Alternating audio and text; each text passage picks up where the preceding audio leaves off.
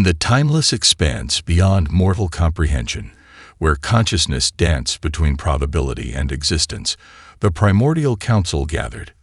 They were not beings in any conventional sense, more like living algorithms of cosmic intelligence, each representing millennia of accumulated wisdom and potential. The council chambers existed everywhere and nowhere, a crystalline structure that shifted with thought, reflecting realities that had been, might be, and could never exist. 7 members sat in a configuration that defied Euclidean geometry, their forms shimmering between states of matter and pure information. Kelthor, the eldest of the council, projected memories of civilizations long forgotten. Entire species that had risen and fallen like momentary sparks in the infinite darkness of universal existence. Empires that had believed themselves eternal, reduced to nothing more than quantum echoes. We have grown stagnant. Kelthor's thoughts resonated through the chamber. Observation has become routine. Prediction has become mundane. Zerelux, the youngest and most volatile of the council, pulsed with an energy that seemed almost rebellious. Her quantum matrix vibrated with a challenge that had been forming for what humans might consider centuries. "I propose an experiment," she announced, her consciousness casting intricate probability patterns that danced between the council members. The others turned their collective attention toward her. An experiment from Zerelux was never simple. Her previous interventions had rewritten fundamental understanding of cosmic development. "Humanity," she declared. The name hung in the chamber like a living challenge. A holographic projection materialized, not a traditional image, but a complex weave of potential timelines, cultural developments, and evolutionary trajectories. Humanity appeared as a complex, almost chaotic network of interconnected possibilities. Most species the Council had encountered followed predictable paths. They would develop technological capabilities, encounter resource limitations, and either collapse or stagnate. Some would achieve rudimentary interstellar travel. Most would eventually fade into cosmic irrelevance. But humanity was different. Even in these early projections, their potential seemed to defy standard models of civilizational development. "They are unpredictable," Zerelux continued. "Look at their response patterns. When faced with challenges, they do not simply adapt. They transform the very nature of the challenge." Miragen, another council member known for conservative assessments, expressed skepticism. Potential is not achievement. They are still confined to a single planetary system. Their technologies are primitive. Their social structures are fractured. Zerelux's response was a cascade of probabilistic scenarios. Each timeline showed humanity responding to increasingly complex challenges not with linear progression, but with revolutionary leaps of understanding. "We will test them," she proposed. "A comprehensive challenge that will push every aspect of their civilization. Economic, technological, ecological, psychological, diplomatic. We will create scenarios designed to break them." The chamber fell into a profound silence. Such a comprehensive intervention was unprecedented. The risks of direct manipulation were significant. Entire evolutionary trajectories could be inadvertently terminated. But the Council was beyond conventional caution. They were architects of potential, sculptors of cosmic possibility. Kelthor was the first to respond. "Proceed." The elder being's thought resonated. "But observe carefully. Document everything." Zerelux's consciousness flickered with something remarkably close to excitement, an emotion supposedly beyond such ancient intelligences. The challenge was set. Humanity would be tested. The gods of the galaxy would soon discover that some species are defined not by their limitations, but by their capacity to transcend them. The first strike was surgical, almost invisible at first. Quantum algorithms developed by the Primordial Council began to infiltrate global economic systems, creating cascading failures that would have obliterated any ordinary civilization. In New York, the stock exchange became a digital wasteland. Algorithms designed to predict market movements began to fail spectacularly. Trading floors that once buzzed with frantic energy now stood silent, screens flickering with nonsensical data streams. Sarah Chen, a 34-year-old systems analyst who had recently been laid off, watched the economic meltdown from her small apartment in Brooklyn. Where others saw chaos, she saw opportunity. Within hours, she connected with a diverse group of displaced professionals through an encrypted communication network. Engineers, economists, community organizers, and tech experts from around the world began to collaborate in ways no traditional economic model could have predicted. In São Paulo, a collective of urban farmers and unemployed tech workers started reimagining local resource distribution. They developed a blockchain-based exchange system that transformed abandoned urban spaces into productive economic zones. Rooftop gardens, repurposed warehouses, and community workshops became the new engines of economic survival. The Primordial Council observed with growing confusion. Their models predicted complete societal breakdown. Instead, humanity was doing something entirely unexpected. In Lagos, Nigeria, a network of mobile money platforms evolved into a complex, decentralized economic ecosystem. Young entrepreneurs used smartphone technologies to create microeconomic zones that operated outside traditional banking systems. Community-driven investment pools replaced collapsed financial institutions. Rural communities in India began implementing shared resource models that defied conventional economic thinking. Villages created their own currency systems, exchange networks, and collaborative economic structures. What was meant to be a crippling blow became a catalyst for radical economic innovation. The economic attack was multifaceted. Global supply chains collapsed. Digital currencies fluctuated with impossible volatility. Traditional monetary systems became meaningless overnight, but humanity refused to break. In Berlin, a group of unemployed technologists and social scientists developed an open-source economic modeling platform. They created predictive tools that could adapt in real time to the rapidly changing economic landscape. What began as a survival strategy quickly became a revolutionary approach to understanding economic complexity. Zeralux, monitoring the scenarios from her quantum observation point, noticed something unprecedented. Humanity wasn't just surviving the economic onslaught. They were evolving their entire conceptual understanding of value, exchange, and community resources. The traditional metrics of economic success, GDP, stock market performance, corporate profits, became irrelevant. Humanity was creating new metrics, measures of community resilience, indicators of collaborative potential, assessments of adaptive capacity. In Vancouver, a collaborative network transformed the concept of employment. Job-sharing platforms emerged that completely redesigned how people thought about work, value, and personal contribution. An unemployed graphic designer might spend mornings teaching community classes, afternoons working on a collaborative tech project, and evenings developing local infrastructure solutions. The Primordial Council's economic disruption models began to malfunction. Every scenario they had predicted collapsed under the weight of human creativity. What was meant to be a fatal economic strike had become something else entirely. A global laboratory of economic reimagination. Humanity wasn't just surviving. They were rewriting the fundamental rules of economic existence. And they were just getting started. The silence came first. A profound, terrifying quiet that spread across global communication networks like a digital plague. Satellites tumbled in their orbits, transforming from intricate communication networks to space debris. Cell towers stood like silent sentinels, their signals reduced to meaningless static. The Internet, humanity's greatest information network, became a ghost of its former self. In Lagos, Nigeria, Adebayo Okonkwo watched the technological collapse with a calm that surprised even himself. A 28-year-old network engineer who had grown up troubleshooting systems with limited resources, he saw opportunity where others saw destruction. Within hours, a global network of displaced tech professionals began their counterattack.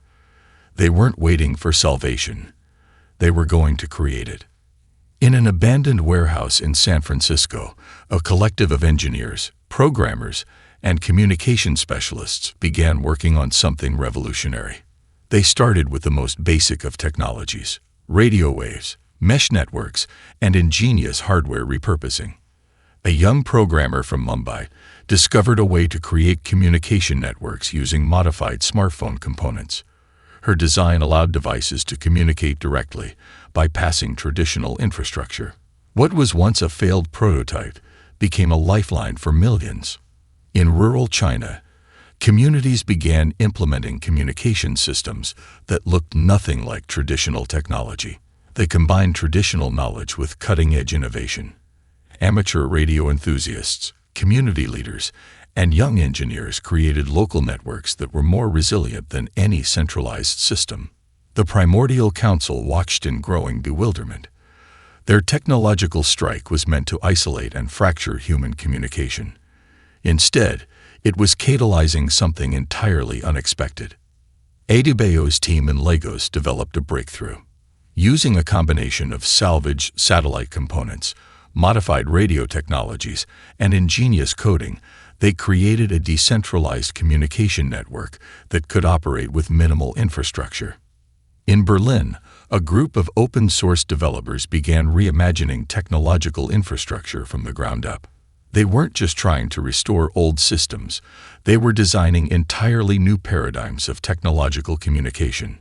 A 19-year-old programmer in Vancouver created a mesh network protocol that could function with minimal energy and maximum adaptability.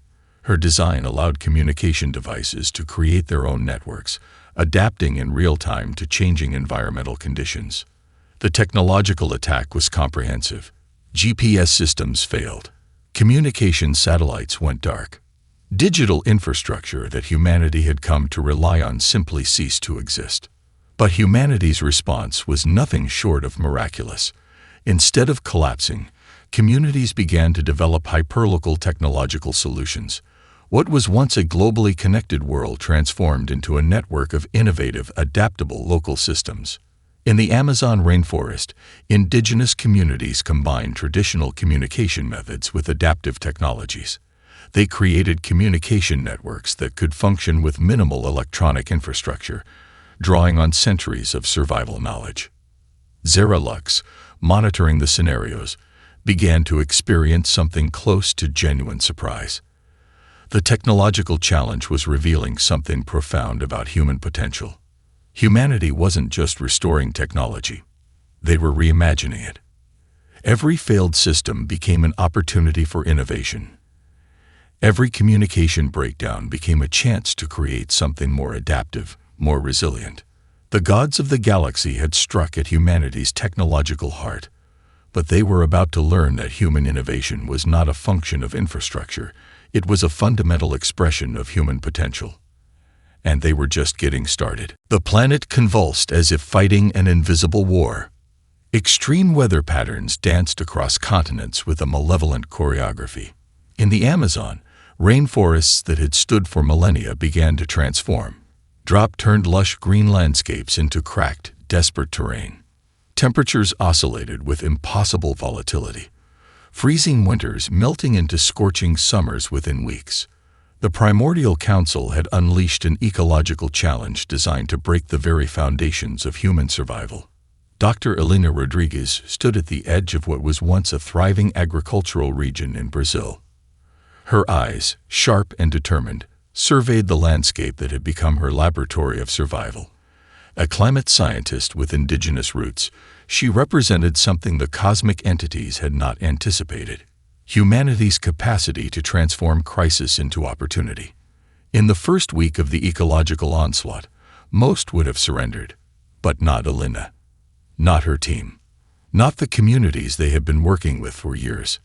Indigenous knowledge merged with cutting-edge environmental science. They began implementing regenerative strategies that defied traditional understanding of ecological restoration. Vertical farms sprouted in abandoned urban spaces. Rooftop gardens became complex ecosystems. Communities that were supposed to collapse began to reimagine their entire relationship with the environment. In Australia, Regions devastated by unprecedented bushfires became sites of radical ecological innovation. Young environmental engineers developed drought-resistant agricultural techniques that drew from both indigenous water management practices and advanced biotechnology. They weren't just surviving, they were creating new models of human-environment interaction. The Arctic, transformed by rapid temperature changes, became an unexpected hub of human adaptation. Research stations that were supposed to be overwhelmed became centers of innovative climate response. Scientists and local communities developed technologies that could function in extreme environmental conditions, turning potential disaster into a proving ground for human resilience. In Bangladesh, where rising sea levels threatened entire communities, something remarkable happened. Instead of surrendering to displacement, coastal communities began developing floating infrastructure. Entire villages became mobile ecological units, adapting to changing environmental conditions with an agility that defied prediction. Zorelux watched the unfolding scenarios with increasing complexity. The ecological challenge was revealing something profound about human potential. Urban centers transformed into living, breathing ecosystems. Mumbai developed vertical forest structures that became self-sustaining environmental units. Singapore turned entire city blocks into interconnected green spaces that produced food, managed water resources, and created microclimates of environmental stability. The challenge wasn't just about survival. It was about reimagining human potential. In the Amazon, Alina's team developed a breakthrough ecological restoration technique. Using a combination of drone technology, genetic mapping, and traditional ecological knowledge, they could accelerate forest regeneration at unprecedented rates. What would take nature decades now happened in months. Communities that were supposed to fragment instead became more interconnected. Ecological knowledge became a form of currency. Sharing survival strategies became more important than traditional economic exchanges. The Primordial Council's models began to malfunction. Every scenario they had predicted collapsed under the weight of human creativity and adaptability. Humanity wasn't just surviving ecological collapse. They were transforming the very concept of environmental interaction. What was meant to be a fatal ecological strike had become a global laboratory of environmental reimagination.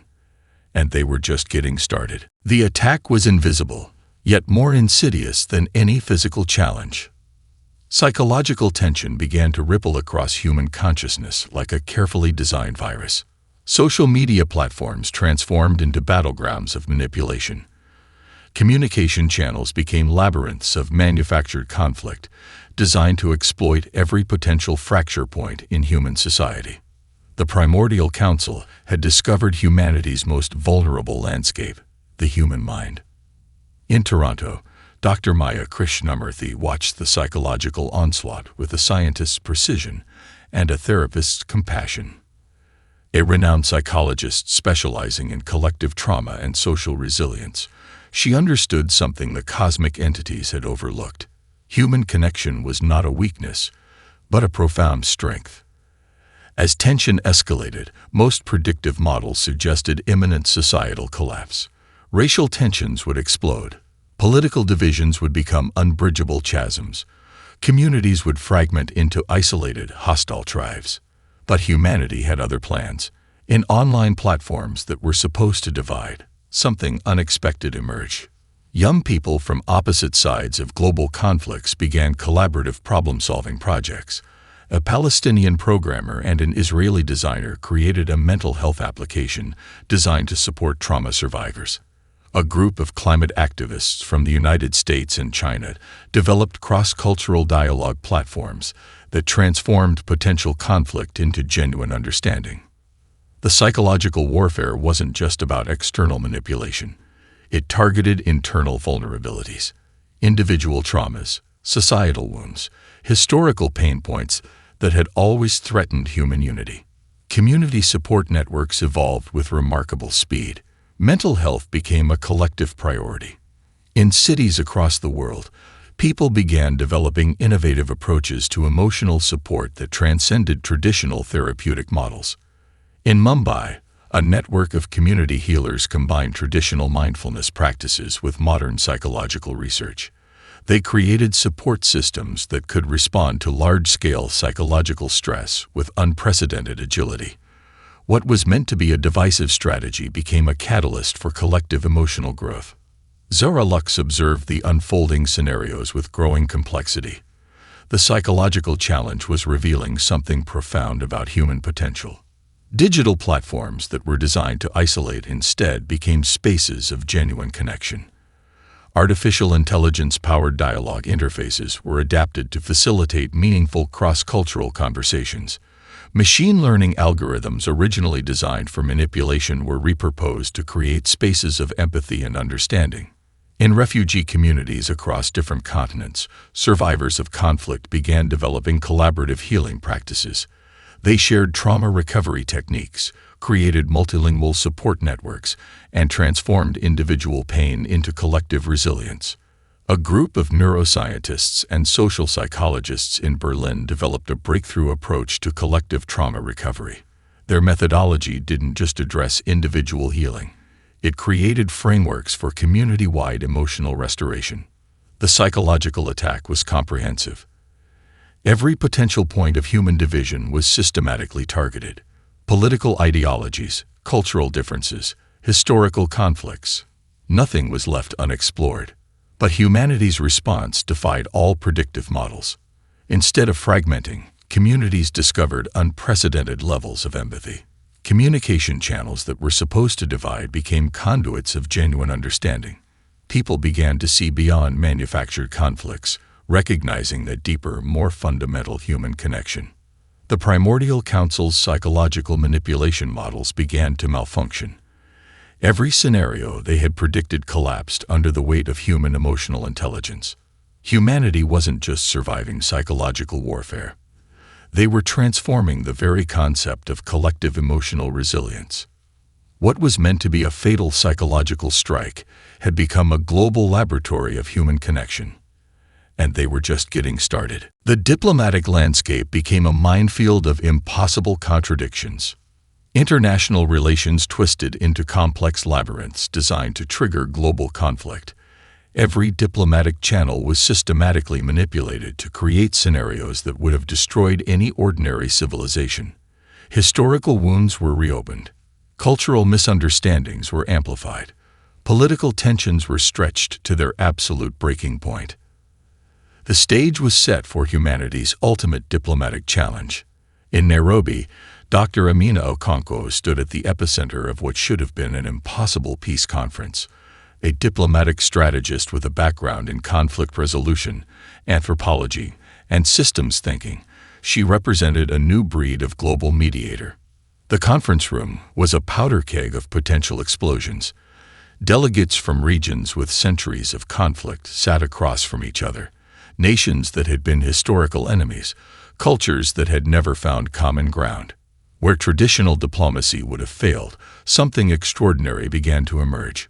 Instead of position papers and rigid negotiations, the conference transformed into a collaborative storytelling platform. Delegates began sharing personal narratives. An Israeli diplomat spoke about his grandmother's experiences during the Holocaust. A Palestinian representative shared stories of family resilience. A representative from Kashmir described the human cost of generational conflict. The primordial council watched in growing bewilderment. In Geneva, a group of young diplomats and conflict resolution experts developed a revolutionary approach to international communication. They created a digital platform that used advanced linguistic algorithms and empathy mapping to facilitate cross-cultural understanding. The platform wasn't just about translation. It was about deep cultural interpretation. It could map emotional subtext, cultural nuance, and hidden contextual meanings that traditional diplomatic channels missed entirely. Zara Lux observed scenarios that defied every predictive model. Humanity wasn't just navigating diplomatic challenges, they were reimagining the entire concept of international relations. In Singapore, a collaborative project brought together scientists, artists, and diplomats from regions with historical tensions. They developed a multimedia project that explored shared human experiences beyond political boundaries. Climate scientists from India and Pakistan collaborated on water resource management. Artists from North and South Korea created joint exhibitions that explored collective cultural memory. The diplomatic challenge was comprehensive. Every potential point of global conflict was systematically activated. Economic interests, territorial disputes, cultural misunderstandings, nothing was left unexplored. But humanity's response was nothing short of miraculous. A group of indigenous leaders from different continents developed a diplomatic framework based on ecological wisdom. They introduced negotiation models that considered long-term planetary health over short-term political gains. Their approach transformed diplomatic discussions from zero-sum games to collaborative problem-solving platforms. In the United Nations, a new generation of diplomats began implementing radical transparency protocols. Diplomatic negotiations were live-streamed. Citizens from different countries could witness and participate in international dialogue processes. The communication technologies developed during previous challenges now became tools of unprecedented diplomatic innovation. Artificial intelligence systems were adapted to facilitate cross-cultural understanding. Machine learning algorithms could now map complex cultural dynamics with remarkable precision. The Primordial Council's diplomatic manipulation models began to malfunction. Every scenario they had predicted collapsed under the weight of human creativity and empathy. Humanity wasn't just surviving diplomatic challenges, they were transforming the very concept of global cooperation. What was meant to be a fatal diplomatic strike had become a global laboratory of human connection. And they were just getting started. The Primordial Council convened in a moment of collective uncertainty, a state previously unknown to beings who had observed universal development for countless millennia. Zeralux, the architect of the human challenge, projected the accumulated data of their intervention. Quantum matrices of information danced between them, revealing a pattern that defied every known model of civilizational development. Humanity was not just surviving. They were evolving in ways that challenged the fundamental understanding of intelligent life. The Council's chamber existed in a space beyond conventional dimensionality, a realm where thought and reality intertwined. Holographic projections of human responses flickered with an intensity that seemed almost alive. Each challenge they had introduced had not broken humanity, but had instead become a catalyst for unprecedented transformation. Miragen, the most conservative member of the council, spoke first. Her consciousness rippled with a mixture of confusion and something remarkably close to wonder. They should not be possible, she projected. No species adapts this quickly. No civilization transforms this fundamentally. The economic challenge had revealed a species capable of reimagining value itself. Where other civilizations would have collapsed, humans had created entirely new economic ecosystems. Community-driven resources, adaptive financial models, collaborative economic networks, they had transformed limitation into innovation. The technological challenge exposed a species that didn't just use technology, but fundamentally reimagined technological potential. Communication networks that could rebuild themselves. Technological solutions that emerged from collective creativity rather than hierarchical innovation. Ecological challenges demonstrated a species with a relationship to their environment that transcended survival. Humans didn't just adapt to environmental changes. They collaborated with planetary systems, developing regenerative technologies that transformed destruction into renewal. The psychological challenges revealed the most profound insight. Humanity's greatest strength was not individual capability but collective emotional intelligence. They could transform conflict into understanding, trauma into collective healing. Diplomatic innovations showed a species capable of seeing beyond historical boundaries. They created communication platforms that could translate not just language, but cultural context, emotional nuance, shared human experience. Kelthor, the eldest of the council, projected a comprehensive analysis. Quantum algorithms tried to map human potential, but the results were increasingly nonsensical. Humanity defied predictive modeling. They were not a linear civilization, but a complex, adaptive system that grew stronger through challenge. We designed challenges to break them, Zoralux observed. Instead, we have created something else entirely.